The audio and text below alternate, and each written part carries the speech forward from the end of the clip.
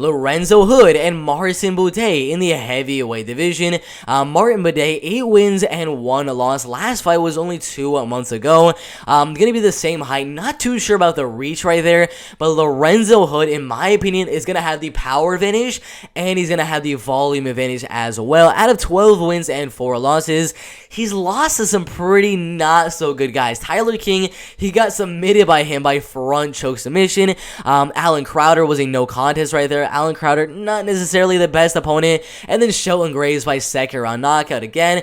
Not necessarily the best opponent right there, but either way, I mean, Curtis Blades as well right there, so he's facing some pretty decent competition, but the way that Lorenzo Hood is gonna win the fight is literally just to come forward, put as much pressure as possible on Martin Day, flying knees, spinning elbows, head kicks, big overhand rights. You just need to throw really big shots on Martin Buday, because Martin Buday doesn't throw shots at all. I mean, the volume of Martin Buday is by far his biggest weakness. I mean, I watched one of his fights. It was in like Octagon or something like that, Octagon 43, or Octagon 25 right here against Camille Minda. He did win the fight by second round knockout, but that first round, I don't know what he was doing. He literally was just backing up, just standing on the outside, not throwing anything but like a jab, 1-2 every now and then. He just was not throwing anything really of substance in that first round. Yeah, eventually he came back in that second round and did throw and got the knockout. But right here, Lorenzo Hood, I think Lorenzo Hood could definitely win the fight. Of course, the betting odds don't say it.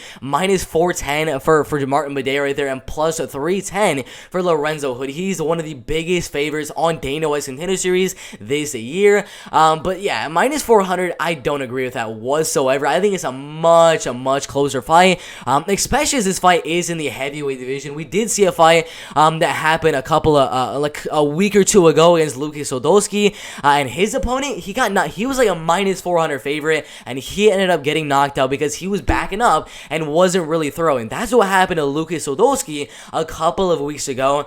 And I can definitely see that happening here to Martin Buday. Martin Buday being a guy that really just does not throw enough volume and just keeps on going in backwards lines, staying on the outside, just keep on going on the back foot. Lorenzo Hood, all he really has to do is keep on coming forward and time a big overhand right and knock out Martin Buday. I know a lot of you guys aren't really going to agree with me on this one because he is a very big underdog, but I'm going to go Lorenzo Hood right here. It's like one of my biggest underdog picks I have ever picked. Of course, most likely, the humongous favorite in Martin Buday is probably going to win, as he does do very good in the second and third round. But I do think Lorenzo Hood is going to throw more volume, put on more pressure, land the bigger shots on Martin Buday. And as Martin Buday just keeps on backing up, he's going to walk right into a Lorenzo Hood overhand right or left hook, and he's going to get knocked out. Really good fight in the heavyweight division. Again, I do not agree with these betting odds whatsoever. Should be, I honestly think it should be like a minus 110, a minus 110 fight.